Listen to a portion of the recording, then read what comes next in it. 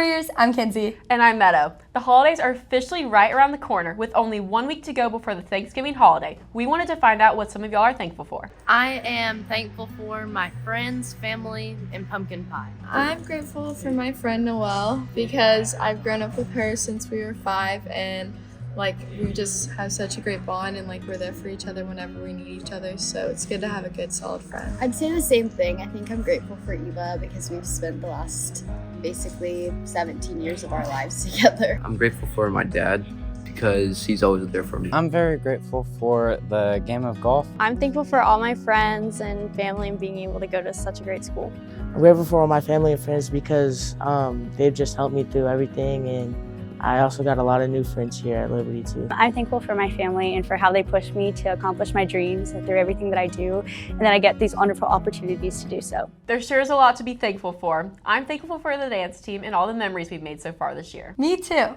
Thanksgiving break starts this Friday, and I know I'm thankful for that.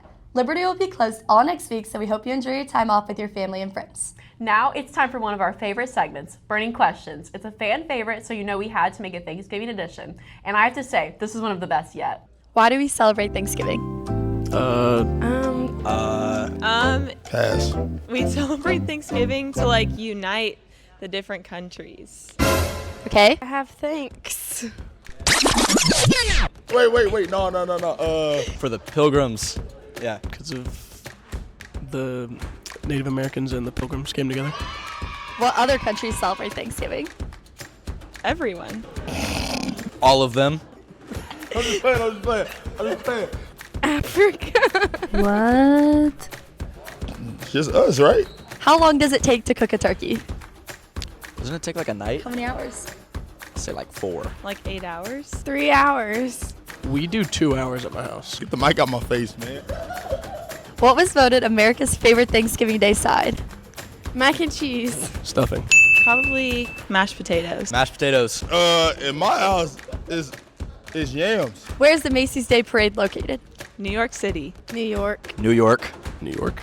What president first declared Thanksgiving as a national holiday? Thomas Jefferson. That was too fast. Wait. Do we have a year? Late 1800s. I don't know. A few moments later. Please don't put that in there. Mr. Littell will kill me. It was the late 1700s. George Washington. Hey, that's right. Hey, reset. I have one more burning question. What dishes make the perfect Thanksgiving meal? Well, let's find out. Joining us now for our annual Thanksgiving draft is Keithan Smith. So Keithan and Meadow, here's how this is gonna work. I'm gonna show you 2 popular Thanksgiving dishes and each of you are gonna select one. So to make this very official, we're gonna have an official game of rock, paper, scissors to decide who gets to go first.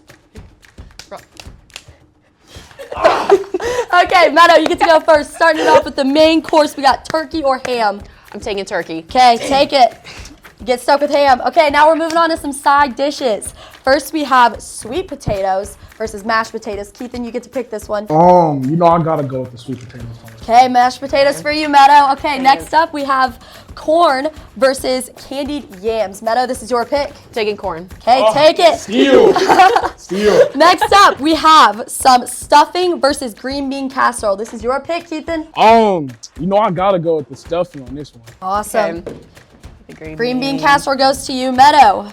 Continuing on with sides, we have mac and cheese or Brussels sprouts. Ooh, I think there's an obvious winner on this. Yep, Meadow, this is your choice. I'm taking the mac and cheese. Yeah, Brussels sprouts for Keithan. Okay, to continue on with sides, we have rolls or cornbread. Keithan, this is your choice. What you think I'm gonna go with, Casey? Probably rolls. Cornbread. Oh, I was wrong. Okay. I was wrong. Cornbread for Keithan, rolls for Meadow. To close out the sides, we have cranberries versus gravy. Meadow, this is your choice. I'll take gravy.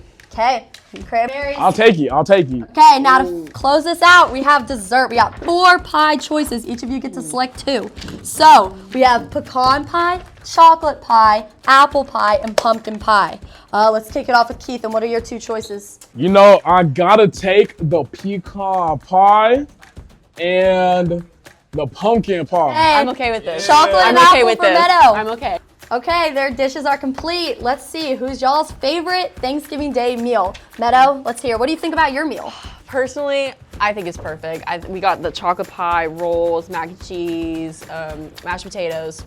What can I say? Ethan, how do you feel? You know, I'm a little upset I ain't get that turkey, but I feel like my sides are carrying. I feel like I got a good meal going.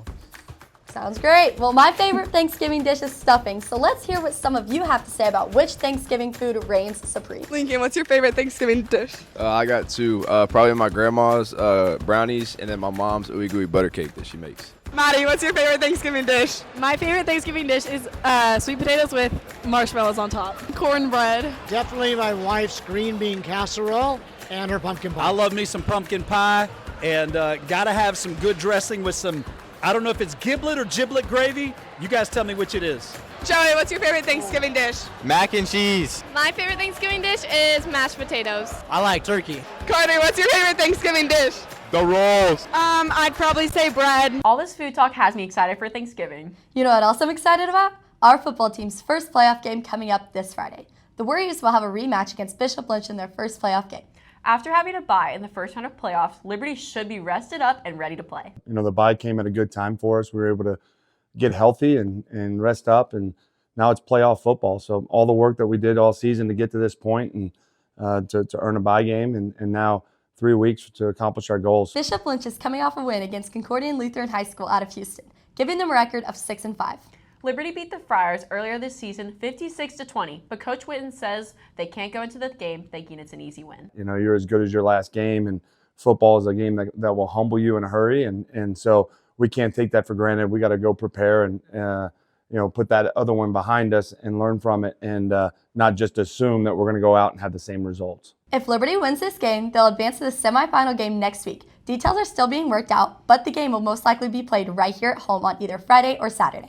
If they win that one, they'll advance to state championship game in Waco on December 7th. Be sure to stay tuned to Warrior Nation News on Instagram and Facebook for all the latest updates on the Warriors' road to state. For a look at some of our other sports updates, let's head over to Jacob and Macy, who are in the Sports Center with more. Hey guys, we have to kick it off by talking about our outstanding cheer teams. Both JV and varsity just competed at regionals and came out on top. Here's Alexa and Carter with more. Hey Warriors, our varsity cheer team had a clean sweep this weekend at regionals, winning first in the traditional and game day divisions. In first place and also receiving a bid to the National High School Cheerleading Championship goes to Liberty Christian High School.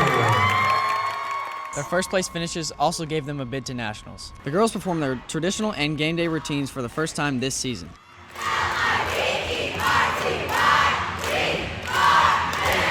With several new additions to the team this year, Coach Jones says she's proud of their performances. We do have a lot of new team members this year that have never even taken the floor, so to come in and perform well and at a high standard, they really did well today. I feel pretty good. It was definitely a good opportunity to get all of our nerves out before we have to go to nationals, because we only have one time to perform our traditional routine unless it's at nationals, so we definitely know what we need to work on now, and we're excited to go to nationals and show them our improved routine. I think considering it was the first time we've all been on the mat together and some people's first time ever competing on a mat, I think we did really well. Our Lady Warriors had to beat several public schools from all over the state to clinch the regional title.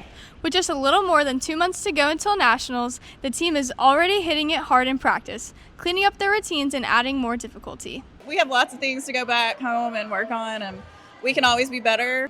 Definitely better on the stunt and tumbling side, so we're going to go home and revamp some things and go back to work. Our brand new JV team also won first place at regionals and a bid to nationals. Congratulations, girls. Both teams will head to Orlando, Florida in February to compete in the national competition. I'm Carter. And I'm Alexa with Warrior Nation News. Our cheer teams head off to Waco in a couple of weeks for the TAP State Championship, where they're hoping to win their 11th straight state title. Warrior Nation News will be there to bring you the results, so be sure you're following us on Instagram and Facebook for all the latest info. Our boys and girls basketball teams are already several games into their seasons. Our boys teams went 3-1 in their most recent tournament, finishing second place after losing in a tight championship game. It started off rough, but I think after this past weekend, we played in a tournament, we started to kind of figure our stuff out, playing well as a team. Had some losses and some trials that we've gone through, but overall it's making us better and getting us ready for other parts throughout the season. We just need to play as a team and just keep on moving the ball. I think we've figured everything out, so we're just continue to get better in those ways, and we'll be good. Our girls team is looking to turn things around after getting off to a rough start. They're currently 1-7, but with the majority of the team being freshmen and sophomores, they say this will be a building year. It's a little rocky right now, but we're really young and we've had a lot of injuries too.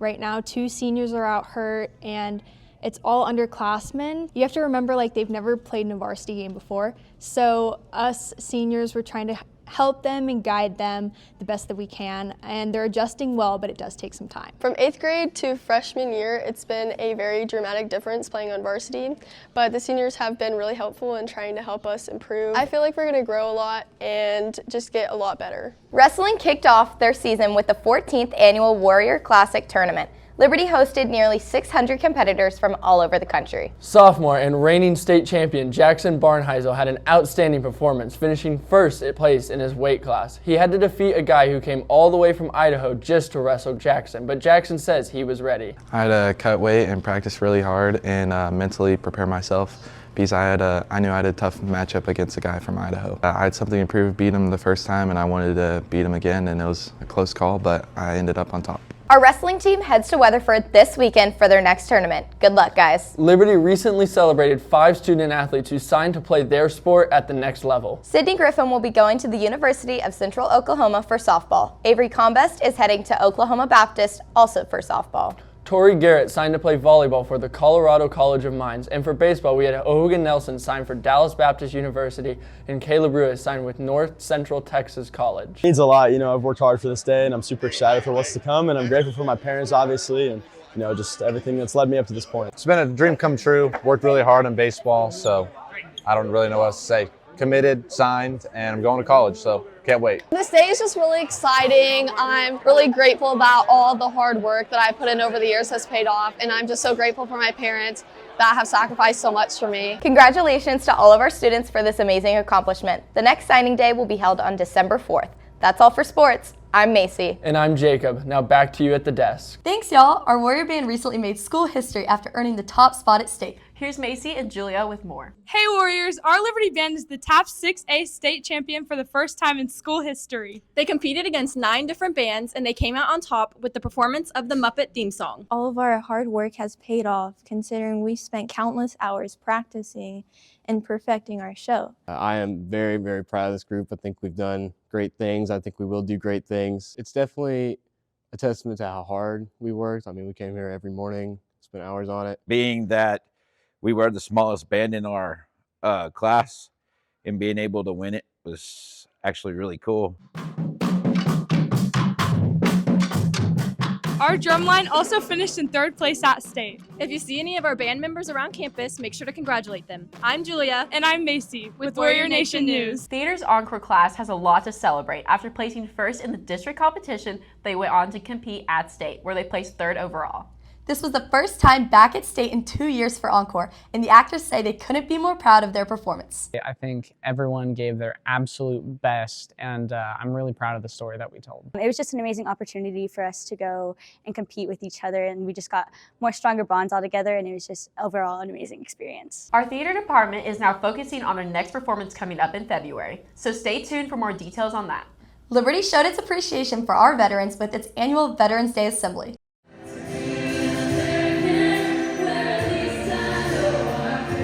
Middle school and upper school students and staff filled the gym to acknowledge the incredible sacrifice our veterans have made. About 30 veterans from several branches of the military were there. Former Navy SEAL Edward Crawford shared his experiences as an intelligence officer in Afghanistan. He had one simple message for the students of Liberty. You all have a God-given talent and gift, and you can use that for yourself or you can use it for others. I would encourage them, whether it's singing, whether it's football, whether it's serving in the military, to take their God-given gifts and talents and use those to uplift others and help change the world, make the world a better place. It was a really special day that reminds us just how grateful we are for those who have fought to secure our freedom.